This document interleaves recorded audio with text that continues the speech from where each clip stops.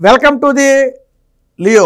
తాజాగా రీతూ చౌదరి జబర్దస్త్లో కమీడియన్గా అందరికీ పరిచయమే. ఆ తర్వాత చిన్న చిన్న క్యారెక్టర్లు కూడా ఏదో చేసుకుంటూ మొత్తానికి ఆ సినిమా ఛాన్సులు కూడా ట్రై చేసిందని చెప్పి అప్పట్లో వార్తలు అయితే వచ్చాయి. వాస్తవానికి రీతూ చౌదరి ఎవరు, ఆమె భర్త ఎవరు అనే విషయాలు ఇప్పటి వరకు బాహ్య ప్రపంచానికి తెలియదు. కానీ జగన్మోహన్ రెడ్డితో సంబంధం ఉన్నటువంటి ఒక స్కామ్లో రీతూ చౌదరి పాత్ర ఉందని తెలిసిన తర్వాత ఇది చర్చనీయాంశంగా మారింది. అయితే డైరెక్ట్గా రీతూ చౌదరి పాత్ర ఉందా లేదా రీతూ చౌదరి హస్బెండ్ పాత్ర ఉండటం వల్ల ఈవిడ పేరు బయటకు వచ్చింది, అసలు ఈవిడ పాత్ర ఏంటనేది ఇప్పుడు ప్రశ్నార్థకంగా మారింది. ఇప్పటి వరకు రీతూ చౌదరి అయితే అసలు వనం దివ్య, అసలు పేరు రీతూ చౌదరి కాదు, వనం దివ్య. బట్ రీతూ చౌదరిగానే అందరికీ పరిచయం. వనం దివ్య అనే పేరు అసలు ఇప్పటి వరకు బాహ్య ప్రపంచానికి తెలియదు. వాళ్ళ ఫ్యామిలీ మెంబర్స్కి, సన్నిహితులకి తప్ప మిగతా ఎవరికి కూడా ఈ రీతూ చౌదరి అసలు పేరు అనేది ఎవరికీ తెలియదు. వనం దివ్య అని తాజాగా బయటపడింది. ఇక అసలు విషయానికి వస్తే మాజీ సబ్ రిజిస్టర్, అంటే ఆ గతంలో ఏదైతే ఇబ్రహీంపట్నంలో సబ్ రిజిస్టర్గా చేసి చివరిసారిగా రిటైర్ అయినటువంటి ఆ ధర్మసింగ్ అనే ఒక సబ్ రిజిస్టర్ ఉన్నారు. ఆయన ముఖ్యమంత్రి చంద్రబాబు గారికి, నారా లోకేష్కి లేఖ రాయటం ద్వారా అసలు భాగోతం బయటపడింది.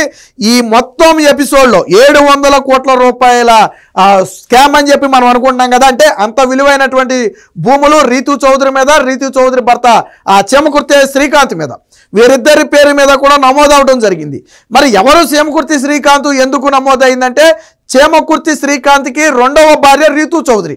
మొదటి భార్య ఎవరనేది మనకు తెలియదు, కానీ రెండవ భార్య రీతూ చౌదరి.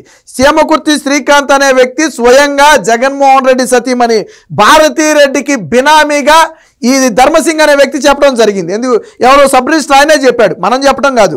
ఈ చేమకుర్తి శ్రీకాంత్ అనే వ్యక్తి మీద ఎందుకు, పేరు మీద ఎందుకు ఈ రిజిస్ట్రేషన్ చేయాలని ఒత్తిడి తెచ్చారు అంటే, ఆ వ్యక్తి భారతీరెడ్డికి బినామీ. దాంతో అప్పుడేమైంది, చేమకుర్తి శ్రీకాంత్ పేరుతో పాటు భార్యగా ఉన్నటువంటి రీతూ చౌదరి పేరు మీద కూడా భూములైతే రిజిస్టర్ చేశారు. దీనికి సంబంధించినటువంటి ఆధారాలు కానివ్వండి, కాల్ రికార్డ్స్ కానివ్వండి, అన్నీ కూడా మాజీ సబ్ రిజిస్టర్ అయితే బయట పెట్టడం జరిగింది. ఇప్పుడు ఇది ప్రధానంగా ఒక చర్చనీయాంశంగా మారింది. ఇక అసలు విషయానికి వస్తే వైఎస్ సునీల్ రెడ్డి, జగన్మోహన్ రెడ్డికి బంధువులైనటువంటి వైఎస్ సునీల్ రెడ్డి, జగన్మోహన్ రెడ్డి దగ్గర పిఏగా ఉన్నటువంటి కేఎన్ఆర్ అట. సో నాగేశ్వరరావు, మేబీ నాగేశ్వరరావు ఆయన పేరు. కేఎన్ఆర్ అనే వ్యక్తి, వీళ్ళిద్దరూ కలిసి ఈ సబ్ రిజిస్టర్ ధర్మసింగ్ దగ్గరికి ఒక వ్యక్తిని పంపారు. ఆ వ్యక్తి పేరే చేమకుర్తి శ్రీకాంత్. పంపి ఏం చేయమని చెప్పారు, విజయవాడ, వైజాగ్తో పాటు కొన్ని కీలక ప్రాంతాల్లో ఏదైతే ఉందో ఆ ప్రాంతాల్లో, గుంటూరు లాంటి కొన్ని కీలక ప్రాంతాల్లో ఉన్నటువంటి కొన్ని విలువైనటువంటి భూములను ఈ చేమకుర్తి శ్రీకాంత్ పేరు మీద రిజిస్టర్ చేయాలని చెప్పి ఆ సునీల్ రెడ్డి, కేఎన్ఆర్ ఇద్దరు కూడా సబ్ రిజిస్టర్ మీద ఒత్తిడి తెచ్చారు. కానీ ఇది లీగల్గా లేవు, ఇది ఇల్లీగల్ రిజిస్ట్రేషన్ అని తెలిసి నేను చెయ్యను అంటే సబ్ రిజిస్టర్ని బెదిరించారు. ఏమని, సబ్ రిజిస్టర్ సాధారణంగా ఏంటంటే వాళ్ళ ఫ్యామిలీ అంతా కూడా హిందూ ధార్మికత కట్టుబడిన వ్యక్తులు. కొన్ని టెంపుల్స్ని కొంతమంది ప్రజల దాతల సహకారంతో 2-3 టెంపుల్స్ని అయితే డెవలప్ చేయడం జరిగింది. డెవలప్ అంటే మూలబడిపోయినటువంటి టెంపుల్స్ని కొంచెం కన్స్ట్రక్షన్ చేసి, రీమోడలింగ్ చేసి కొద్దిగా ప్రజలకు అందుబాటులోకి తీసుకొచ్చారు. అవన్నీ కూడా ప్రజల సొమ్ముతో చేసినవే.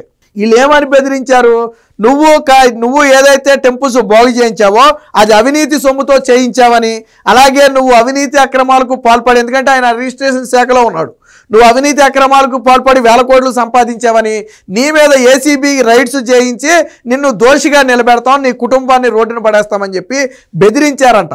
అదే సమయంలో బహుశా ఇది చంద్రబాబు గారి అరెస్టు సమయం అయి ఉంటుంది, లేదా ఆయన మీద కేసుల సమయం అయి ఉంటుంది.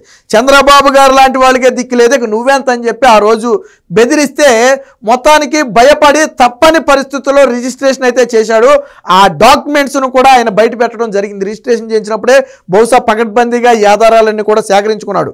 ఆ రిజిస్టర్ ఎప్పుడు రిటైర్ అయ్యారంటే, కూటమి ప్రభుత్వం వచ్చిన కొద్ది రోజులకే ఆయన రిటైర్ అవడం జరిగింది. బట్ ఇప్పటి వరకు కూడా బయటికి రాలా. ఇప్పుడు తప్పని పరిస్థితిలో చేసిన తప్పుకు ప్రాయశ్చిత్తం జరగాలి కాబట్టి, అసలు విషయం బాహ్య ప్రపంచానికి తెలియాలి కాబట్టి తన వద్దున్న ఆధారాలన్నీ బయట పెట్టారు. ఆ రోజుల్లో ఇంకా కొన్ని ఆస్తులు రిజిస్ట్రేషన్ చేయాలని చెప్పి బలవంతం చేస్తే ఆయన గట్టిగా ఇప్పటికే నేను తప్పు చేశాను, ఇంకా చేయను అని కూడా చెప్పాడంట సబ్ రిజిస్టర్. చేయను అని చెప్తే ఏం చేశారు, ఉన్నట్టుండి వాళ్ళ ఫ్యామిలీ ఇళ్ల మీద, బంధువుల ఇళ్ల మీద, స్నేహితుల ఇళ్ల మీద, అలాగే తన ఇళ్ల మీద దాడి చేసి వాళ్ళందరి సొమ్ముని ఈయన సొమ్ముగా చూపించి ఈయన సంపాదించాడని చెప్పారంట. అంటే ఫ్రెండ్స్, ఫ్యామిలీలలో ఉన్న సొమ్ము కూడా ఈయన బినామీ సొమ్మే అందులో ఉందని చెప్పి ఈయన మీద తప్పుడు కేసులు నమోదు చేశారు. ట్విస్ట్ ఏంటో తెలుసా, ఈ తప్పుడు కేసును మళ్ళీ తీసేస్తామని చెప్పి మళ్ళీ ఆయన దగ్గరే లంచం తీసుకోవటం. ఆ కుటుంబ సభ్యులకు చేమకుర్తి శ్రీకాంత్ అనే వ్యక్తి వెళ్ళి సార్ జరిగింది ఏదో జరిగిపోయింది, ఇక అంటే ఆయన మీద కేసులు పడిపోయినా ఆయన ఇబ్బంది పడ్డాడు, జాబు సస్పెండ్ చేసి పక్కన కూర్చోబెట్టారు, ఈ కేసులన్నీ నేను మాఫీ చేస్తాలే మీరేం కంగారు పడొద్దని చెబితే ఆయన కొంత డబ్బులు అడిగితే 30 కోట్లు అడిగితే ఏం చేశారు, ఆ ఫ్యామిలీ ఈయనకు కూడా తెలియకుండానే వాళ్ళు నివసిస్తున్నటువంటి ఇల్లుని తాకట్టు పెట్టో అమ్మేసో 30 కోట్లు ఆయనకి ఇచ్చి కేసులు క్లియర్ చేయమంటే ఆ కేసులు కూడా క్లియర్ చేయలేదంట. 30 కోట్లు తీసేసుకుని ఆ కేసులు కూడా క్లియర్ చేయాలి. అంత దారుణంగా వేధించారు. దీని మీద సమగ్ర విచారణ జరపాలి, నా మీద వచ్చినటువంటి తప్పుడు ఎలిగేషన్స్ పూర్తిగా ఫాల్స్ అని చెప్పి తెలియాలి, వీళ్ళు చేసినటువంటి అరాచకాలు తెలియాలి, దీని మీద పూర్తి స్థాయి విచారణ చేయండి అని చెప్పి ముఖ్యమంత్రి చంద్రబాబు గారికి అలాగే మంత్రి నారా లోకేష్ ఇద్దరికి కూడా లేఖ రాశారు. దాంతో అసలు విషయం అయితే బయటకు వచ్చింది. అప్పుడు ఎవరా శ్రీకాంత్ ఎవరా వనం దివ్య అనే విషయాలు బయటకు వచ్చాయి. వనం దివ్య అంటే ఎవరికీ తెలియదు, రీతూ చౌదరి. నేను దాకే చెప్పా ఆవిడ అసలు పేరు రీతూ చౌదరి. సో ఆయన రాసిన లేఖతో పాటు ఆయన బయట పెట్టినటువంటి ఈ రిజిస్ట్రేషన్ డాక్యుమెంట్స్ ఏవైతే ఉన్నాయో అవన్నీ కూడా పరిశీలిద్దాం. రీతూ చౌదరి అందరికీ తెలిసిన వ్యక్తే. అలాగే చేమకుర్తి శ్రీకాంత్ ఇప్పటి వరకు మనం ప్రధానంగా మాట్లాడుకున్నటువంటి వ్యక్తి చేమకుర్తి శ్రీకాంత్ రీతూ చౌదరికి భర్త. సో ఆ వ్యక్తిని కూడా మనం ఇక్కడ చూడొచ్చు. దీనికి సంబంధించిన డీటెయిల్స్ ఉన్నాయి, ఒకసారి చూద్దాం. సో ఇది ఆ సబ్ రిజిస్టర్ ఎవరైతే రిజిస్టర్ సబ్ రిజిస్టర్ ఉన్నారో ఆయన రాసినటువంటి ఇప్పటి వరకు నేను చెప్పిన డీటెయిల్స్ అన్ని కూడా ఈ లేఖలో స్పష్టంగా ఆయన రాశారు. ఆయన అసలు పేరు లాలా బాల నాగ ధర్మ సింగ్. సో ఈయన అసలు పేరు అది. సో ఆయన రాసిన లేఖ ఇది, మనం ఇక్కడ చూడొచ్చు. ఈ లేఖ కంటిన్యూషన్ ఇదే. దీనికి సంబంధించి పూర్తిగా అంటే నేను హార్ట్ పేషెంట్ అయినందువల్ల అనారోగ్యం రీత్యా ఎంతకాలం నేను బయటకు రాలేకపోయాను. ఇప్పటికీ నాకు వైసీపీ బినామీ అయినటువంటి చేమకుర్తి శ్రీకాంత్ అంటే అలియాసు భారతీరెడ్డికి బినామీ ఆ వ్యక్తి నుంచి నాకు ప్రాణహాని ఉంది.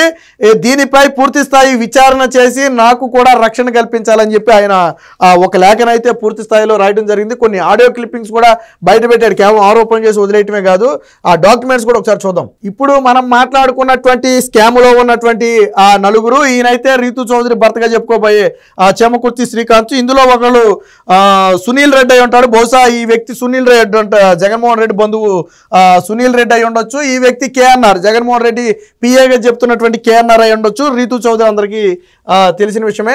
సో ఇది రిజిస్ట్రేషన్ డాక్యుమెంట్. సాధారణంగా ఆరోపణలు చేసి వదిలేస్తే ఎవరు పెద్దగా పట్టించుకోరు. ఆధారాలు ఎక్కడని ఎవరైనా అడుగుతాం. ఇప్పుడు ఎవరైనా ఒక వ్యక్తి ఆరోపణలు చేస్తే ఏంటి ఆధారం అని అడుగుతాం. అలాగే రీతూ చౌదరి మీద అలియాసు వనం దివ్య మీద లేదా చేమకుర్తి శ్రీకాంత్ మీద ఇన్ని ఎలిగేషన్ చేసినప్పుడు ఆధారాలు ఏంటి అంటే ఇదిగో సబ్ రిజిస్టర్ బయట పెట్టినటువంటి ఆధారాలు. ఈ రిజిస్ట్రేషన్ చేసిందే ఆయన రిజిస్ట్రేషన్ చేసిన సమయంలోనే దీనికి సంబంధించిన ఆధారాలన్నీ కూడా జాగ్రత్త చేసి పెట్టుకున్నట్టుగా ఉన్నాడు. వాటిని ఇప్పుడు విడుదల చేయడం జరిగింది. సో ఇక్కడ చాలా స్పష్టంగా కనపడుతుంది వనం దివ్య డాక్టర్ ఆఫ్ వనం శేఖర్ అని చెప్పి ఇచ్చారు, ఆధార్ నెంబర్ ఇచ్చారు, ఆ అడ్రస్ కూడా కోకట్పల్లి అడ్రస్ అని చెప్పి కూడా ఇవ్వడం జరిగింది. అలాగే చేమకుర్తి శ్రీకాంత్ ఇప్పుడు మనం చూసినటువంటి వ్యక్తి. సో చేమకుర్తి శ్రీకాంత్ అలాగే కేర్ ఆఫ్ చేమకుర్తి శేషుబాబు వాళ్ళ ఫాదర్ నేమ్ అయి ఉండొచ్చు.